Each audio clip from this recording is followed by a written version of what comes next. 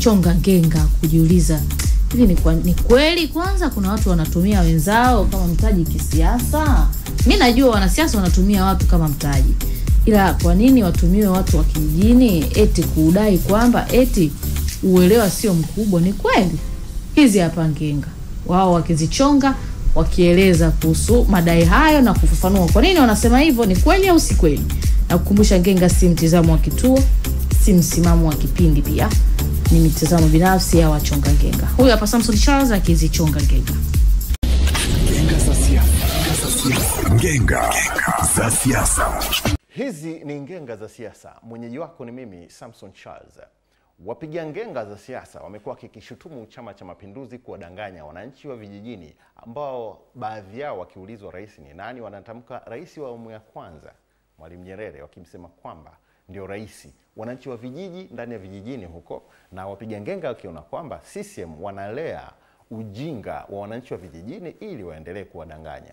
Swala hili limekaa vipi hasa? Karibu sana katika ngenga za siasa, na niko hapa na wapiga ngenga ambao kumbuka mitazamo na maoni yatabakia kuwa ni msimamo wao na sio msimamo wa kituo hiki. Kunako Chadema, karibu sana. Asante kaka. Majina yako? Naitwa Garata Francis, ni mwanachama wa Chadema, lakini vile vile ni mwanasheria kwa sasa kitaaru. Okay. Kunako CCM, karibu sana. Asante, mimi naitwa Isaac Sumbali, ni msaidizi wa katibu mwenezi wa CCM mkoa wa Dar es Salaam. Asante sana. Bwana Garatwa, hili swala limekaa vipi kwa jinsi ambavyo wapiga ngenga kule upinzani mnaona CCM na wananchi wa vijijini? Kiujumla mimi naweza nikasema tatizo kubwa la wananchi walio wengi kuona kana kwamba CCM ndio pekee na wamekuwa wakisujudu na kukubaliana na kile ambacho wamekuwa kikifanya, kwa maana ya kuwaingiza kwenye mtego wa kuamini kwamba bila CCM hakuna chochote kwenye nchi.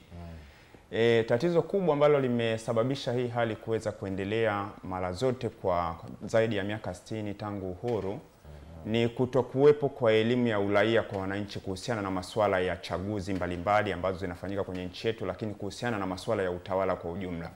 Wananchi ambao wako vijijini kwa kiwango kikubwa wako kwenye maeneo ambayo ni primitive sana, ambapo huwa hawapati exposure ya kupata hata vyombo vya habari. Ni mimi binafsi ni miongoni mwa watu wanaotokea vijijini, ukiachilia kwamba nimekuwepo mijini kwa miaka kadhaa. Maeneo ya vijijini kwa sehemu kubwa unaweza kukuta hata hii redio ambao unaisikiliza Bwana Chazi, mwenyekiti wa kitongoji ndo anamiliki redio. Kuna vitongoji mwenyekiti wa kitongoji ndo anamiliki redio, na kuna maeneo mwenyekiti wa kijiji kile ndo anamiliki redio. Somehow kidogo kwa sasa mpaka sasa maeneo yaliyo mengi watu walio wengi hawana uwezo wa kumiliki redio maeneo ya vijijini. Na CCM wanataka advantage. Huko ndiko sasa CCM ambako wanachukulia nafasi ya kuweza kuamudu wale wananchi, kwa maana kwamba kwa sababu hawapati ile taarifa kwa wakati nini kinaendelea kuhusu nchi, wanakuwa sasa wanatumia ile nafasi kwa ajili ya kuwakandamiza wale wananchi na kuonyesha kwamba sisi ndo chama pekee ambacho kinastahili kuongoza nchi, hawa wengine wote ni wakorofi, hawa Chadema ni wapingaji mara kadhaa. Yani kutokupata ukweli na uhalisia wa mambo kule vijijini, na wanawasikiliza kwa kiwango fulani. Lakini kuna sehemu kubwa ya wananchi ambao somehow kwa kipindi cha sasa wameanza kujanjaluka na kuwakataa. CCM sio tu kwa ajili ya kuwapotosha tu kwa maneno. Wameendelea kuwapa mpaka pakti za chumvi kaka. Wameendelea kuwapa mpaka t-shirt. Wameendelea kuwapa mpaka vitenge ambavyo vimeandika maisha bora kila Mtanzania. Wameendelea pia kuwasomba kwa maloli, kwa maana ya magari kutoka maeneo primitive kuwaleta kwenye mikusanyiko ili wawasikilize.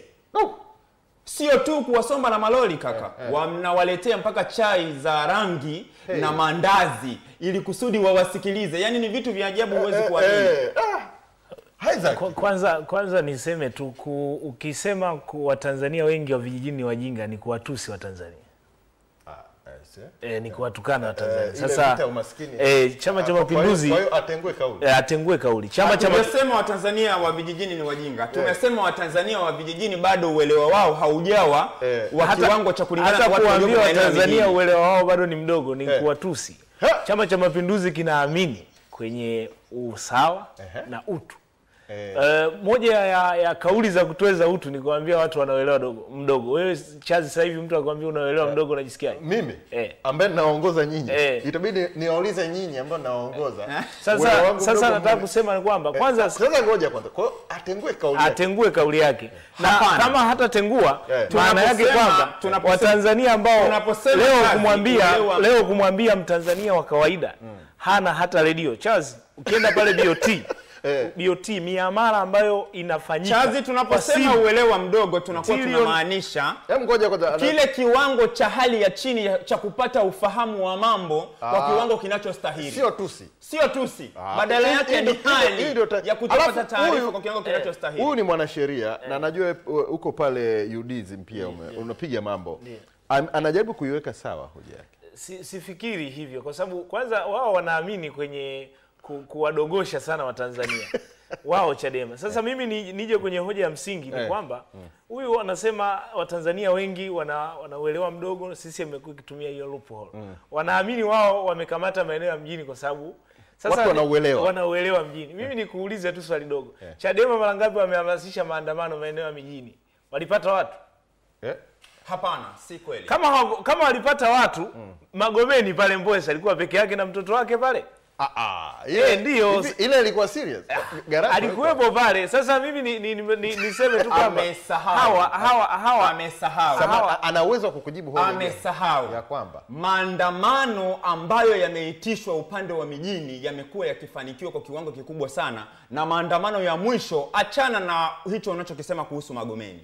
Maandamano ya mwisho yaliyofanyika Dar es Salaam yamemuua binti Aquilina. Hapa Dar es Salaam wewe mwenyewe umeona nchi nzima ikalindima hapa. Unavozungumza kuhusiana na habari za maandamano kutofana maeneo ya mijini, unakuwa unapotosha kwa sababu unazozijua wewe. Tunachokiamini hata leo, maandamano yakitishwa hapa Dar es Salaam, tunaamini moja ya kitu pekee ambacho mtakifanya nini Chama cha Mapinduzi ni kuitisha jeshi la polisi kutoka nchi nzima, defender zote kuhamia Dar es Salaam.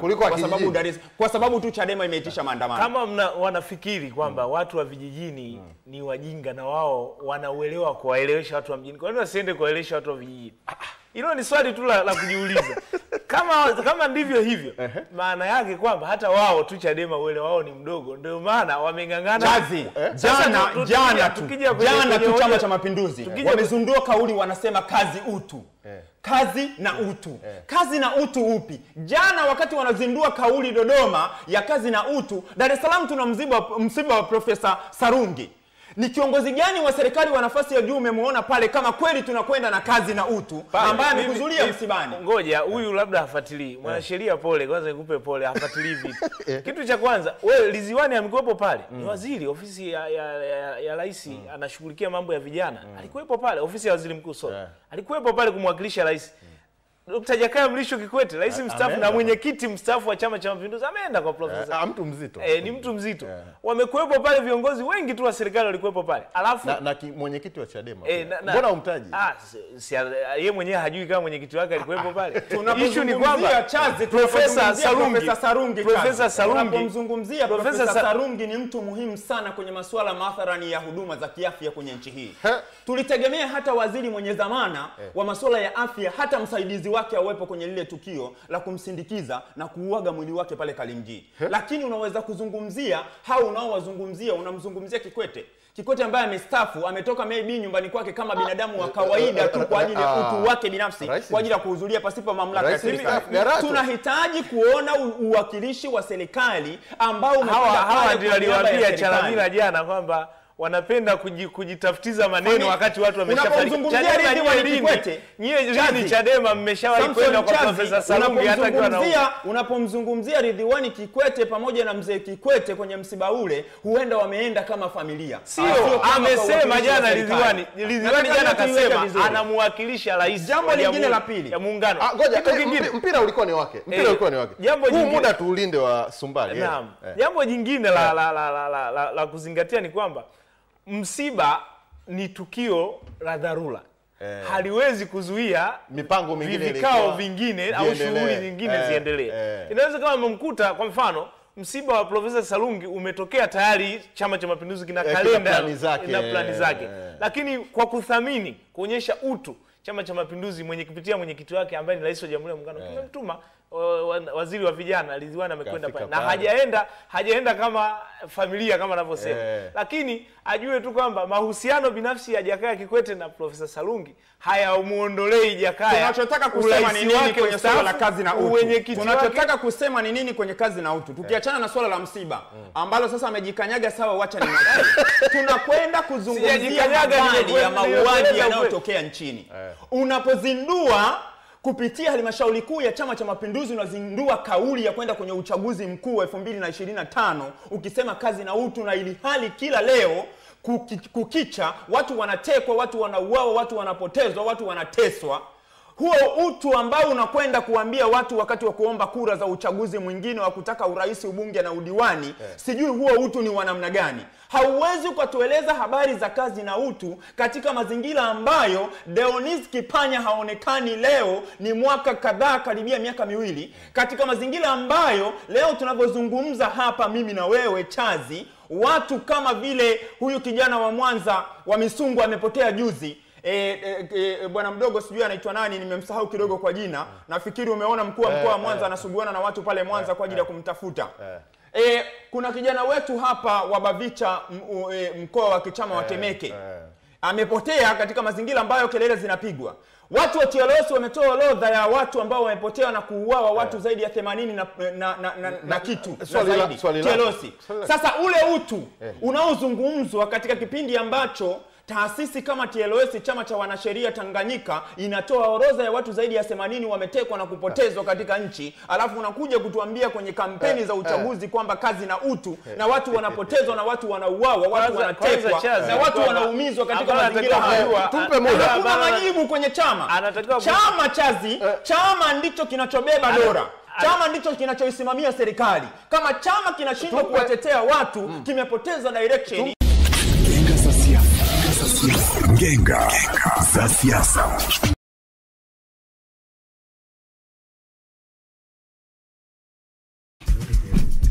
Sasa nisha kwa sawa, nipata head on. Ni saa 1:26. Asante kwa kuendelea kukaa pamoja na sisi. Nimekuona Liapenda Masawe yuko na sisi hapa. Yeye anasema tumtambue, anapenda kutambulika kama Fundi Masawe na anatokea zake na Manga mpakani maeneo ya asili. Anafuatilia vizuri kabisa Ngenga na Super Breakfast kwa ujumla wake. Hizo ndio Ngenga. Nilikusitiza mwanzoni kwamba huu ni mtizamo au msimamo wa wachonga Ngenga, sio mtizamo wa kituo wala kipindi wa wachonga Ngenga. Na wewe ukiona unatamani kuchonga Ngenga, milango iko wazi. Wewe tu unaweza kuwasiliana na Samson Charles, nitafute pale katika ukurasa wake wa Facebook au Instagram Samson Charles, utamuona pale mtu kwenye DP kavaa miwani. Nikisema mtu manake mtu wa maana kavaa miwani, basi ndo Samson Charles. Unaweza kuwasiliana naye ili na wewe upate nafasi. Nasema hivi kwa sababu naelewa anachomaanisha kwamba Ngenga hazichagui mtu. Wewe ukiwa una nafasi na Samson Charles akakuridhia, basi unaweza kuingia kwenye uchongaji wa Ngenga kama ambavyo hawa wamealikwa. Sawa? Haya, ni saa 1:27. Bado tuna mambo mengi, muda mchache tu tutazungumza mambo mbalimbali. Leo tutazungumza siasa. Unatamani kujua nini kuhusu siasa za upinzani? Umekumbuka Chadema unafuatilia mikutano yao huko ambako kampeni zinaendelea. Mwenyekiti, makamu na viongozi wengine walikuwa kanda ya Nyasa, wamefanya mikutano. Kuna mambo mengi machache tutagusa, na sisi tutazungumza na mwenyekiti wa Bavicha mkoa wa Kichama Ilala, Dedan Wangwe. Tutazungumza naye kuhusu Chama cha Demokrasia na Maendeleo Chadema na mambo mengine mbalimbali ambayo yanaendelea hapa. Tutagusia kidogo tu kuhusu ziara na nini, tutazungumza mambo mengine ya kichama. Endelea kukaa hapa. Kama nawe una swali, unataka kujua kitu chochote, kupitia 0683802966 na unaweza kutuma swali lako hapo. Mimi ni Kisa Daniel na kukumbusha kupitia Azam TV bado kuna burudani ya uhakika. Wewe ni kuchagua tu kwamba utaburudikaje. Ila burudani huku ipo, ni wewe tu na muda wako. Na pengine kwa namna yote ile, sababu za kiuchumi, ulipata kisirani, rafiki yako alisafiri ukaona uvivu kulipia kisimbuzi na mambo mengine kama hayo. Sasa kiwashe hicho kisimbuzi chako chap kwa sababu burudani mwezi Machi na April ni za uhakika. Nikisema uhakika na maanisha ni uhakika. Kama unapenda kucheki michezo, tarehe 1 hadi tarehe 2 ya mwezi April itakuwa ni CAF Games, itakuwa ni moto sana huu.